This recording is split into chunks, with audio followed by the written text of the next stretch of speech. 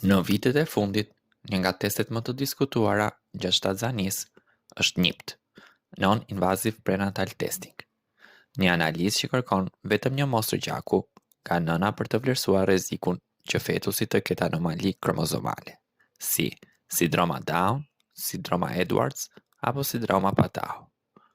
Në sipërfaqe, tingëllon si një revolucion i mrekullueshëm, pa rrezik, pa procedura të dhimbshme, thjesht një analizë gjaku që të jep qetësinë e mendjes. Por, sa është në të vërtetë domosdoshmëri mjekësore dhe sa është një biznes i madh që ushqehet nga frika dhe ankthi i nënave të ardhshme? Si funksionon NIPT? Në javët e para të shtatzanisë, në gjakun e nënës qarkullojnë fragmente të vogla të ADN-s së fetusit. Teknologjia e NIPT i kap këto fragmente dhe i analizon për të parë nëse ka kopje të tepërta apo të munguar të kromozomave. Nëse gjithçka është normale, testi jep një rezultat me probabilitet të ulët për anomali. Nëse zbulohen shenja shqetësuese, rezultati deli dyshimt dhe rekomandohen analizat të tjera, zakonisht më invazive, si amniocenteza. Pra, NIPT nuk është një test diagnostikues përfundimtar, por një test filtrues, një tregues probabiliteti. Ky është një detaj që shumë çifte nuk e dinë, sepse shpesh nuk u sqarohet qartë. Historia dhe rritja e shpejtë e NIPT. NIPT u shfaq për herë të parë rreth vitit 2011 dhe brenda një dekade u bë standard, pothuajse në shumë shtete perëndimore. Fillimisht u prezantua si një alternativë për nënat mbi 35 vjeç, të cilat kanë risk më të lartë për anomali. Sot, megjithatë, ai ofrohet për çdo grua shtatzën, shpesh që në javën e 10. Tregu global i NIPT ka shpërthyer. Në vitin 2023, vlera e tij u llogarit në mbi 5 miliard dollar, me parashikime që do të shkojë mbi 12 miliard deri në vitin 2030. Pra, përveç shkencës, kemi edhe një industri shumë fitimpruese, ku laborator, kompani bioteknologjike e spitale private e shohin si një burim gjikant të ardhurash. Kur ja vlen të bëhet NIPT? Sipas ekspertëve, NIPT është i domosdoshëm në disa raste specifike. E para, nënat mbi 35 vjeç. Rreziku për trisomit është më i lartë. 2. Histori familjare me anomali kromozomale. 3. Rezultate të dyshimta nga eko ose analizat e tjera screening. 4. Për gratë që duan të shmangin procedurat invazive pa qenë nevojshme. Në këto raste, NIPT është një mjet i vlefshëm, sepse kurse një pjesë të nënave nga procedurat e rrezikshme. Por, për një grua të re, pa faktor risk, me eko normale dhe pa histori të ngarkuar, shpesh NIPT nuk është i domosdoshëm. Megjithatë, reklamat dhe frika shpesh e bëjnë të ndihet si i detyrueshëm. Çfarë nuk të thon për NIPT? E para, nuk është 100% i saktë, pavarësisht marketingut. NIPT jep rreth 99% saktësi për sindromën Down, por shumë më pak për anomalitë e tjera. 2. Mund të ketë rezultate fals pozitiv ose fals negativ. Pra, mund të alarmoj pa arsye ose të qetësoj kur në fakt ka problem. 3. Nuk zvendëson ekon morfologjike. Disa prindër mendojnë se pas NIPT nuk ka më nevojë për kontrolle të tjera, gjë që është shumë gabim. 4. Shumë shtrenjtë. Në Shqipëri, çmimi varion nga 400 deri në 900 euro, një shifër shumë e lartë për të ardhurat mesatare. 5. Shpesh ofrohet si pako luksi, me opsione shtesë, për shembull, zbulimi i gjinisë shumë herët, gjë që e bën edhe më tërheqës për prindrit e paduruar.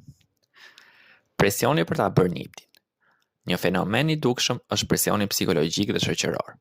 Shumë gra raportojnë se ndihen si të papërgjegjshme nëse nuk e bëjnë testin. Arsyeja, mjekët privat shpesh e paraqesin si të domosdoshëm për të shmangur çdo befasi të hidhur.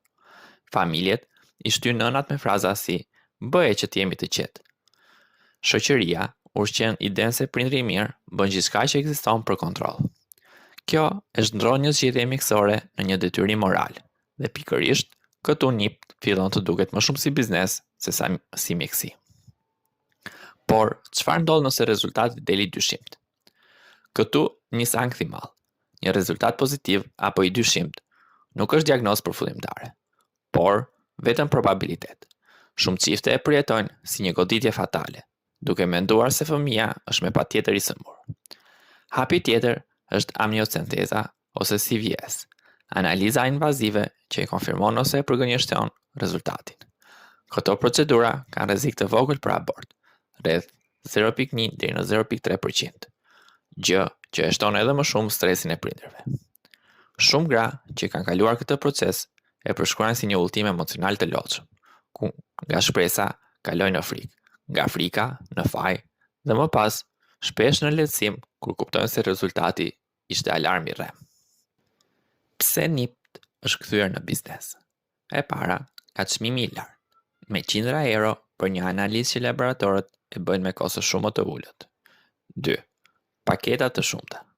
Laboratorët ofrojnë versione bazë dhe premium, me teste shtesë për gjini dhe teste të tjera. 3. Marketing agresiv, postera, reklama online, sugjerime direkt nga mjekët. 4. Ndjenja e frikës. Më e fortë se çdo logjik shkencore, ajo është dënjonon të bëjë gjithçka për qetësinë e saj. Por me ekspertët ka gjithashtu dhe një debat etik. Disa ekspertë ngrenë pyetje të rëndësishme. Apo krijohet një shoqëri ku fëmijët me anomali kromozomale nuk kanë më vend? Apo zhndërrohet shtatzania në një proces kontrolli cilësie si në industri? Sa e drejtë është që një test i tillë të ofrohet me kosto kaq të lartë, duke përjashtuar nënat me më pak të ardhura? Këto janë çështje që mbeten të hapura dhe tregojnë se NIPT nuk është vetëm shkencë, por edhe filozofi, moral dhe politikë shëndetësore. Alternativa dhe balancimi i informacionit.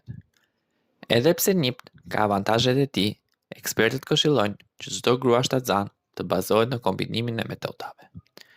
Eko e detajuar, screening në javën e 12 dhe 20.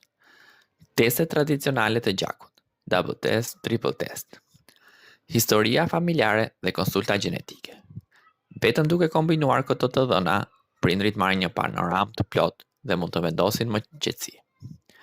Përfundim, domosdoshmëri apo biznes?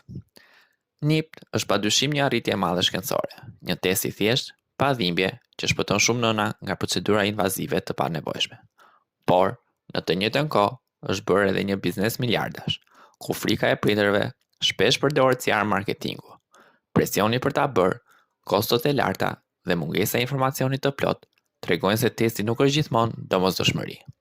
Prindrit duhet të informohen qartë kur ka vlerë NIPT-i, kur ekziston risk real, kur është luks apo presion i panevojshëm, kur bëhet vetëm nga frika ose për qetësi absolute. Në fund, siç theksojnë shumë mjek, asnjë test nuk mund të garantojë një shtatzani të përsosur. Ajo që vlen më shumë është kujdesi i vazhdueshëm, mbështetja emocionale dhe pranimi i të papriturave të jetës. Nëse je shtatzan dhe po mendon për NIPT-in, mos lejo që të ndikohesh vetëm nga reklamat apo presioni shoqëror. Pyet mjekun tënd, kërko këshillim gjenetik dhe më e rëndësishmja, pyet veten, çfarë do të bëje nëse rezultati do të dilte i dyshimt. NIPT mund të jap qetësi, por mund të sjellë edhe ankth. Mund të shmang disa teste invazive, por nuk të garanton një bebe pa probleme. Është një vendim personal dhe vendimet e tilla duhen marrë me mendje të qetë, jo nën presionin e marketingut.